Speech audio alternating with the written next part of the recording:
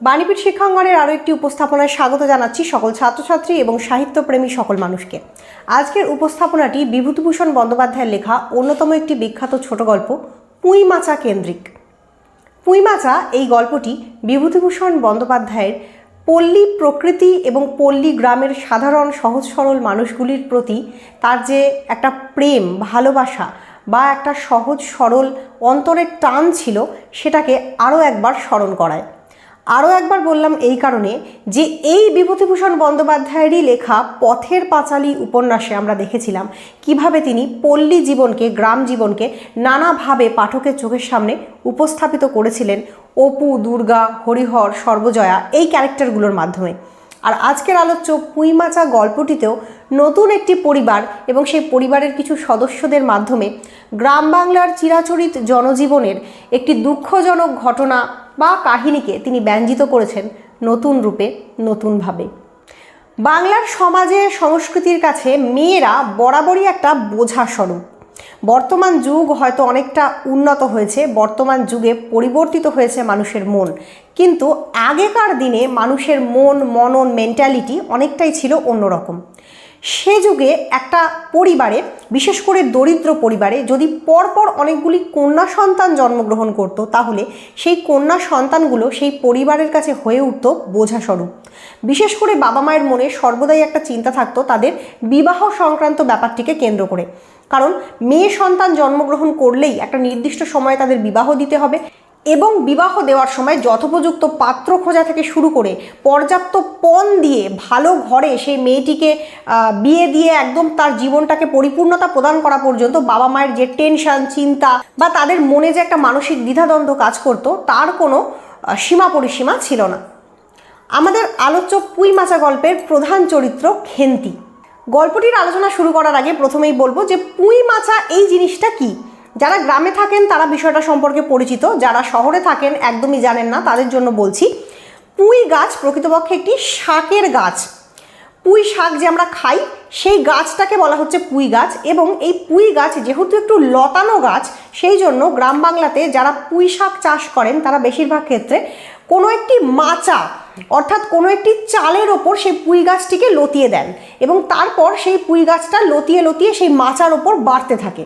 তো এই যে মাচার ওপর গাছের বেড়ে ওঠা, এই জায়গাটাকেই বলা হয় পুঁইমাচা।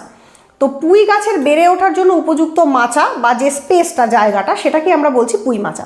তো এই পুঁইমাচা শব্দটার সঙ্গে কিভাবে বালিকা খেন্তির জীবনটা মিলেমিশে গেল সেটাই এই গল্পের আলোচ্য বিষয়। আলোচ্য গল্পের প্রধান চরিত্র খেন্তি এবং তার মাতা অন্নপূর্ণা এবং পিতা সহায় হরি চাটুর্যে। গল্পের শুরুতেই আমরা দেখতে পাচ্ছি যে সহায় হরি চাটুর্যে একজন অলস, অকর্মণ্য এবং গুড ফর নাথিং ব্যক্তি। সে জীবনে বেশি কিছু করতে পারেনি। তার সমস্ত গর্ব বা আভিজাত্য ডিপেন্ড করে আছে তার ব্রাহ্মণ্যতন্ত্রের ওপর। সে যেহেতু চাটুর্যে ব্রাহ্মণ, সে নিজেকে অনেক উচ্চবংশীয় মনে করে। সারাদিন সে না করে কোনো কাজ, না করে কোনো গুরুত্বপূর্ণ কর্মকাণ্ড। এই কারণে তার স্ত্রী অন্নপূর্ণা তার ওপর কিন্তু বেশ বিরক্ত।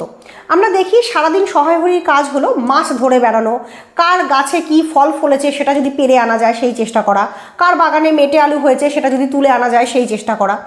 বেশ অলস, অকর্মণ্য একটি মানুষকে এখানে দেখানো হয়েছে সহায় হরি চরিত্রটার মধ্যে দিয়ে। এবং তার স্ত্রী অন্নপূর্ণা স্বামীর এই আচরণগুলো কখনোই সমর্থন করেন না। তার মধ্যে কিন্তু একটা ব্যক্তি স্বাতন্ত্র্য বোধে উজ্জ্বল নারীকে আমরা দেখতে পাচ্ছি, যিনি নিজের সংসারের উন্নতির জন্য তৎপর, যিনি চান তার স্বামী উদ্যোগী হয়ে কিছু করুক নিজের এবং তার সন্তানদের মঙ্গলের জন্য। অন্নপূর্ণা ক্যারেক্টারটাকে আপাতভাবে ওপর দিয়ে শক্ত বা কড়া মেজাজের মনে হলেও প্রকৃতপক্ষে তার যে মননশীলতা, তার যে মন, সেটাই কিন্তু বেশি নরম বা বেশি সংসারের প্রতি অনুকূল বা ভালো। তো যাই হোক, এই সহায় হরি এবং অন্নপূর্ণার মধ্যে কথোপকথনের মধ্যে দিয়ে গল্পের সূচনা হয়, যেখানে আমরা দেখতে পাই যে অন্নপূর্ণা খুব বিরক্ত তার স্বামীর প্রতি এবং তিনি স্বামীকে জানাচ্ছেন যে তাদের বড় মেয়ে খেন্তি, যার বয়স প্রায় 15 ছুঁই ছুঁই, তাকে এবার পাত্রস্থ করা দরকার, অর্থাৎ তার বিয়ে দেওয়া দরকার। কিন্তু এই ব্যাপারে সহায় হরির বিন্দুমাত্র কোনো চিন্তা নেই। সে সারাদিন মাছ ধরে ঘুরে বেরিয়ে আড্ডা মেরে বেড়াচ্ছে। এই বিষয়টা অন্নপূর্ণা পছন্দ করছেন না এবং অন্নপূর্ণা তার প্রতিবাদ জানান। তিনি বলেন যে এখনও যদি তুমি মেয়ের বিবাহের ব্যবস্থা না করো, গ্রামের লোকরা এরপর আমাদেরকে এক ঘরে করবে। কারণ গ্রামের যারা সম্পন্ন ব্যক্তি তারা ধীরে ধীরে কিন্তু এই বিষয়টা নিয়ে আলাপ আলোচনা করছে যে তোমাকে কি করে এক ঘরে করে দেওয়া যায়। এরপর আমাদের হাতে ছোঁয়া জল কেউ খাবে না, এরপর কেউ কিন্তু আমাদের সঙ্গে কথা বলবে না, কোনো আচার অনুষ্ঠানে আমাদেরকে আর কেউ ডাকবে না, অর্থাৎ আমাদেরকে পুরোপুরি এক ঘরে করে দেওয়া হবে। এই এক ঘরে ব্যাপারটাও ছিল তৎকালীন যুগের একটা বড় অভিশাপ, যে কারণে প্রচুর মানুষকে অনেক রকম কষ্ট সহ্য করতে হতো। তো তখনকার দিনে সমাজের এগুলো খুব খারাপ দিক, বা গ্রাম বাংলার যে জনজীবন তার খুব খারাপ দিক এগুলো। কোনো মানুষের মেয়ের বিয়ে হচ্ছে না, সেটা না হওয়ার পেছনে অনেক কারণ থাকতে পারে। একটা থাকতে পারে সে ভালো পাত্র পাচ্ছে না, 2 নম্বর তার অর্থনৈতিক সঙ্গতি নেই, 3 নম্বর তারা এখন বর্তমানে সেরকম অবস্থায় নেই যে মেয়েটাকে যথোপযুক্তভাবে বিয়ে দিতে পারে। একটা মেয়ে তো এমন কোনো দ্রব্য নয় যেটাকে পরের হস্তে সমর্পণ করার জন্য যা খুশি তাই করা যেতে পারে। তার জীবনটা এক্ষেত্রে খুব গুরুত্বপূর্ণ। কিন্তু তখনকার দিনে একটা মেয়ের নিজের যে ব্যক্তিগত কিছু চাওয়া পাওয়া থাকতে পারে এগুলো নিয়ে বেশি ভাবা হতো না। সমাজনীতি সেখানে ব্যক্তিগত চাওয়া পাওয়ার ওপর গুরুত্ব পেত। সেই কারণে খেন্তির বিয়ে যে কোনোভাবে যে কারোর সঙ্গে দিতে পারলেই তার বাবা মা দায় মুক্ত হবে, এইরকম একটা ভাব গল্পে দেখানো হচ্ছে। আমরা এও দেখছি যে পাড়ার লোকেরা সহায় হরিকে এবং তার স্ত্রীকে রীতিমতো বাধ্য করছে এমন পাত্রের হাতেও খেন্তিকে তুলে দিতে, যে পাত্র আপাত অর্থে চরিত্রহীন, যে পাত্র কিনা পরস্ত্রীর সঙ্গে দুর্ব্যবহার করতে গিয়ে ধরা পড়ে মার খেয়েছে। এই রকম পাত্রের সঙ্গেও খেন্তির সম্বন্ধ এসছে, এবং সেই সম্বন্ধ ভেঙে দেওয়ার জন্য সহায় হরিকে সবাই কিন্তু কথা শোনাচ্ছে। তো কতখানি খারাপ পরিস্থিতি হলে একটা মেয়ের জীবনে এইরকম দুর্দিন আসতে পারে সেটা তোমরা ভেবে দেখতেই পারো। তো যাই হোক না কেন, এরপর আমরা দেখি যে যথারীতি খেন্তির কিছু চরিত্র বৈশিষ্ট্য তুলে ধরেন গল্পকার গল্পের মধ্যে, যেটা কিন্তু আমাদেরকে অর্থাৎ পাঠককে গভীরভাবে ভাবায়। খেন্তি মেয়েটি একটি ছোট্ট বালিকা, তার 15-16 বছর বয়স, এবং আমরা অবাক হয়ে দেখব যে তখনকার দিনের একটি 15-16 বছর বয়সের মেয়ের সঙ্গে এখনকার দিনের একটি 15-16 বছর বয়সের মেয়ের লাইফস্টাইলের বা জীবনযাত্রা প্রণালীর কত পার্থক্য রয়েছে। খেন্তি খেতে ভালোবাসে। কথায় কথায় গ্রাম বাংলার সাধারণ জনজীবনেই যতটুকু খাদ্য তার মা বাবা সংস্থান করতে পারে বা জোটাতে পারে, তাই সে গোগ্রাসে গিলতে চায়। এবং এই যে সে এত খাবার খেতে পছন্দ করে, এই স্বভাবটাকে কখনো কখনো তার মাও কিন্তু খারাপ দৃষ্টিতে দেখেছেন। আমরা দেখি পুঁই শাক খেন্তির খুব প্রিয় একটি খাদ্য। একদিন সে 1 বোঝা পুঁই শাক নিয়ে এসে উপস্থিত হয় এবং রাস্তা থেকে একটুখানি চিংড়ি মাছও জোগাড় করে আনে। তার ইচ্ছে হয়েছিল সে চিংড়ি মাছ দিয়ে পুঁই শাকের চচ্চড়ি খাবে। ওই সামান্য ব্যঞ্জন বা তরকারিটির প্রতি তার যে কি অসীম টান, সেটা দেখে আমাদের অবাক লাগে। আজকালকার দিনের আধুনিক যুগের প্রেক্ষাপটে দাঁড়িয়ে যখন আমরা দেখি একটি 15-16 বছরের বাচ্চার কাছে কত রকম অপশান রয়েছে, কত রকম খাদ্যের ভাণ্ডার সে তার জীবনে পাচ্ছে, এবং সে যখন বাবা মায়ের কাছে কিছু আবদার করছে, তার বাবা মা চাইছে তাকে সব কিছু জোগাড় করে দিতে, সেই প্রেক্ষাপটে দাঁড়িয়ে খেন্তির মতন একটি গ্রাম্য সাধারণ বালিকা সে সামান্য পুঁই শাকের চচ্চড়ি খাওয়ার আবদার করছে তার মায়ের কাছে, এবং সেটুকু খাওয়ার জন্য অনেক সময় তাকে মায়ের বকুনি শুনতে হচ্ছে। তার কারণ এই পরিস্থিতিতে তার মায়ের মাথার ঠিক নেই।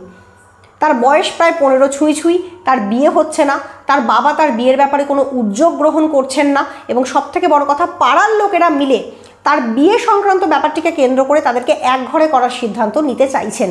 এই পরিস্থিতিতে খেন্তি যেন হয়ে দাঁড়িয়েছে তার মায়ের কাছে গলগ্রহ। তাই খেন্তির এই পুঁই শাক খাওয়ার ইচ্ছা, তার এই খাদ্যের প্রতি লোভ কোথাও কোথাও তার মায়েরও বিরক্তির কারণ হয়েছে। যদিও এই বিরক্তিটা ওপরের বিরক্তি, কোনো মাই প্রকৃতপক্ষে তার সন্তানের খারাপ চান না বা তার সন্তানের প্রতি বিরক্ত হতে পারেন না। আমরা দেখি ওপর দিয়ে রাগ করে খেন্তির হাত থেকে পুঁই শাকের বোঝা টেনে ফেলে দিতে বললেও পরবর্তীকালে কিন্তু সেই শাক রাস্তা থেকে কুড়িয়ে এনে খেন্তির মাই তাকে চচ্চড়ি বানিয়ে তার পাতে তুলে দিয়েছেন। এবং এই মেয়েটি এত পরিমাণে পুঁই শাক খেতে ভালোবাসে বলে তার অন্য সন্তানদের থেকে খেন্তিকেই তিনি বেশি করে খাদ্য খাওয়ানোর জন্য চেষ্টা করেন, এবং সে যখন খেতে বসে খুব নিপুণভাবে তার মা তাকে খাদ্য খাওয়ান, এবং একবার তার খাওয়া শেষ হয়ে গেলে আবার তার মা যেচে যেচে তাকে খাবার পরিবেশন করেন। এখান থেকে কিন্তু আমরা অন্নপূর্ণার মাতৃ স্নেহটা দেখতে পাই। এরপর আসে শীতকালের প্রসঙ্গ, পিঠে পার্বণের কথা। খুব গরিব পরিবার, তাই তারা কিন্তু অনেক কিছু দিয়ে পিঠে পার্বণ অনুষ্ঠান করতে পারে না। অর্থাৎ গুড়, নারকোল, নানান রকম মিষ্টান্ন দ্রব্য, মুগ তক্তি, পায়েস ইত্যাদি সব কিছু দিয়ে তারা কিন্তু পিঠে পার্বণ উদযাপন করতে পারে না। খুব সামান্য একটু চালের পিঠুলি গোলা, খুব সামান্য একটু নারকোল কোড়া, খুব সামান্য আয়োজন তাদের, কিন্তু সেইটুকু পিঠেও খেন্তি খুব আদর করে সমাদর করে খায়। এমনকি তার মায়ের যাতে মন খারাপ না হয় সেই ইমোশনটুকু বা অনুভূতিটুকু বুঝে খেন্তি বলে যে লোকেদের বাড়িতে যে নানান স্বাদের ভালো ভালো পিঠে হচ্ছে তার থেকে তার মায়ের হাতের গরম গরম পিঠের স্বাদ অনেক ভালো। তার মা অবাক হয়ে দেখেন তার অন্য আরও দুটি কন্যা সন্তানের থেকে খেন্তি কত বেশি পরিমাণে পিঠে খেতে পারে। প্রায় 18-19টা পিঠে খেন্তি একাই খেয়ে নেয়। তারই তৃপ্তি করে খাওয়া অবাক হয়ে দেখেন তার মা, এবং কোথাও একটা তার মাতৃ হৃদয় বিগলিত হয়ে যায়, তার চোখ জলে ভরে ওঠে। তার মনে হয় ভবিষ্যতে খেন্তি এইরকম শ্বশুরবাড়ি পাবে তো, যেখানে তার এই খাবারের প্রতি ভালোবাসা, একটু বেশি খিদে পাওয়া বা খেতে চাওয়াটাকে ভালো চোখে দেখা হবে। তারা প্রকৃতপক্ষে খেন্তির বিবাহ দেওয়ার জন্য সম্পন্ন গৃহস্থ পরিবার খোঁজেন, যাতে করে অন্ন বস্ত্রের অভাব না ঘটে খেন্তির। এরপর আমরা দেখি বৈশাখ মাসেই খেন্তির বিবাহ ঠিক হয়ে যায়। খুব সংক্ষেপে এর পরবর্তী ঘটনা ব্যক্ত করেছেন লেখক। বৈশাখ মাসে খুব সম্পন্ন ঘরে খেন্তির বিবাহ দেন তার পিতা। পাত্র সিমেন্ট বালির ব্যবসাদার, যথেষ্ট পয়সা তার, যদিও সে দ্বিতীয় পক্ষের পাত্র, তার বয়স 40-এর ওপরে। পাত্রের বয়স এতটাই বেশি যে খেন্তির মাও লজ্জা পায় নিজের জামাইয়ের সামনে এসে দাঁড়াতে। তবুও সেই 15 বছরের বালিকাকে একটি 40 বছরের ব্যক্তির হাতে সমর্পণ করে তার বাবা মা একটা কারণেই খুশি থাকেন, যে সম্পন্ন পরিবারে গিয়ে হয়তো খেন্তির খাওয়া পড়ার অভাব ঘটবে না কোনোদিনও।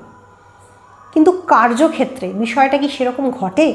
গল্পের পরিণতিতে আদৌ কী অপেক্ষা করছে আমাদের জন্য? এরপর আমরা চলে যাব গল্পের একদম শেষ অংশে। সেখানে গিয়ে আমরা দেখি এরপর কেটে গেছে আরও 1টি বছর, আবার এসছে পৌষ পার্বণ। সহায় হরি তারই গ্রামের একটি পরিচিত মানুষের সঙ্গে বসে বসে গল্প করছেন। গল্পটি তিনি এমনভাবেই করছেন যেন খুব সাধারণ কোনো কথা বলছেন। তারা খুব চামার, মেয়েটাকে ভালো করে দেখতো না, ভালো করে খেতে পড়তেও বোধহয় দিত না, বাপের বাড়িতেও পাঠাতো না। তা মেয়েটির বসন্ত হয়েছিল এবং একসময় সে মারা গেল। শুধুমাত্র এই কটি শব্দ তার পিতা খুব স্বাভাবিকভাবে তামাক টানতে টানতে বলছেন তার মেয়ে সম্পর্কে। পাঠক অবাক হয়ে যায় এই বর্ণনা পড়তে পড়তে। কতখানি ভাবলেশহীন হতে পারেন একজন পিতা। পল্লী বাংলার বুকে দাঁড়িয়ে দারিদ্র, অনাহার, না খেতে পাওয়া, অর্থনৈতিক অভাব অনটন, একজন পিতার যে পিতৃসত্তা সেটাকেও কি গলা টিপে খুন করে দিতে পারে? তাই তার মেয়ের মৃত্যু, সেই মৃত্যুজনিত যে শোক, সেসব কিছুই স্পর্শ করে না তাকে। খুব স্বাভাবিকভাবেই গল্প করার মতন করে তিনি বলে যান এইসব ঘটনা। মৃত্যুর আগে খেন্তিকে একবারও তার বাপের বাড়িতে বা পিতৃগৃহে আসতে দেয়নি তারা। কারণস্বরূপ তারা জানিয়েছে পণের টাকা দেবে বলে যে 250 টাকা তার পিতা স্বীকৃত হয়েছিল দেওয়ার জন্য, সেটা তিনি দিতে পারেননি। আমাদের আবার স্মরণে আসে রবীন্দ্রনাথ ঠাকুরের সেই বিখ্যাত গল্প দেনা পাওনা। সেই গল্পেও এই একই রকমভাবে বড় বাড়ির বড় লোকেরা নিরুপমা নাম্নী চরিত্রটিকে মৃত্যুর দিকে ঠেলে দিয়েছিল। এখানেও ঠিক একইভাবে একটি ছোট্ট গ্রাম্য বালিকা খেন্তির শেষ পরিণতি হয়েছে। তার শ্বশুরবাড়ির লোকরা জানাচ্ছে তার নাকি বসন্ত হয়েছিল। কেউ তাকে মৃত্যুর আগে চোখে দেখেনি। আদৌ কিভাবে মারা গেছে খেন্তি? স্বাভাবিক কোনো উপায়ে, রোগে, নাকি অন্য কোনো উপায়ে? তার শ্বশুরবাড়ির লোকরা কি সরাসরি মেরে দিয়েছে তাকে? এর কোনো উত্তর কিন্তু গল্পে নেই। শুধুমাত্র শোনা যাচ্ছে, জানা যাচ্ছে তার বাপের বাড়ির লোকেরা চোখেও দেখেনি তাকে মৃত্যুর আগে। সব কিছু শেষ হয়ে যাওয়ার পর একটু কানে শুনেছে বা খবর পেয়েছে মাত্র যে তাদের বড় কন্যা আর পৃথিবীতে নেই। খেন্তির গল্প এখানেই শেষ।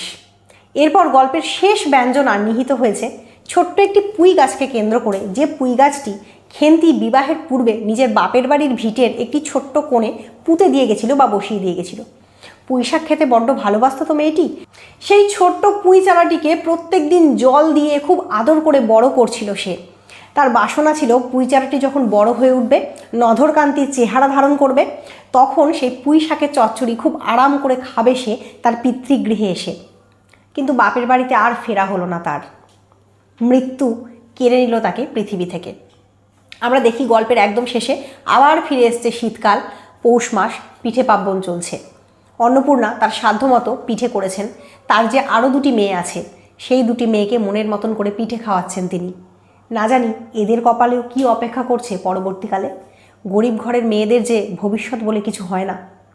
কিন্তু মা ও 2 মেয়ে যখন পিঠে খেতে বসেছেন, তাদের বারবার মনে পড়ছে সেই মেয়েটির কথা যে খুব পিঠে খেতে ভালোবাসত, এবং তারা চেয়ে রয়েছেন ভাঙা পাঁচিলের ধারে বেড়ে ওঠা অযত্ন লালিত ওই পুঁই চারাটির দিকে, যে এখন মাচায় উঠে প্রচণ্ড যৌবনের লালিত্য নিয়ে বেড়ে উঠছে। প্রকৃতপক্ষে যৌবনোচ্ছল একটি মেয়ে, যার কিনা বেড়ে উঠবার কথা, বেঁচে থাকবার কথা, খাদ্য অন্ন সব কিছু সংগ্রহ করে এই পৃথিবীর বুকে যার দাপিয়ে বেড়াবার কথা, সে অকালেই ঝরে গেল। কিন্তু পৃথিবীর বুক থেকে মাটি জল সংগ্রহ করে তারই বসানো পুঁই গাছ কীভাবে বেড়ে উঠছে, এই ব্যঞ্জনাতেই শেষ হয়েছে আলোচ্য পুঁই মাচা গল্পটি। খেন্তি এবং পুঁই গাছ কোথাও যেন সমার্থক হয়ে গেছে। আজকের আলোচনা এখানে শেষ করলাম। কেমন লাগলো আজকের পুঁই মাচা গল্পটি অবশ্যই কমেন্ট করে জানাবেন। প্রসঙ্গত বলে রাখি, এবছরের ক্লাস 11-এ যে নিউ সিলেবাস আসছে সেখানে অন্তর্ভুক্ত হতে চলেছে পুঁই মাচা গল্পটি, এবং এছাড়াও বহু কলেজ এবং ইউনিভার্সিটির পাঠ্য থাকে এই গল্পটি, অনেক চাকরির পরীক্ষাতেও সিলেবাসের অন্তর্ভুক্ত থাকে। তো যাদের যাদের প্রয়োজন তারা তো অবশ্যই দেখবেন, যাদের প্রয়োজন নেই, এমনি গল্প শুনতে ভালোবাসেন, তারাও অবশ্যই শুনবেন। লাইক করবেন, সাবস্ক্রাইব করবেন আমার চ্যানেলটা, যদি বাংলা সাহিত্য সংক্রান্ত আলোচনা শুনতে ভালো লাগে। তো আজকের ক্লাসটা এখানেই শেষ করলাম। ধন্যবাদ।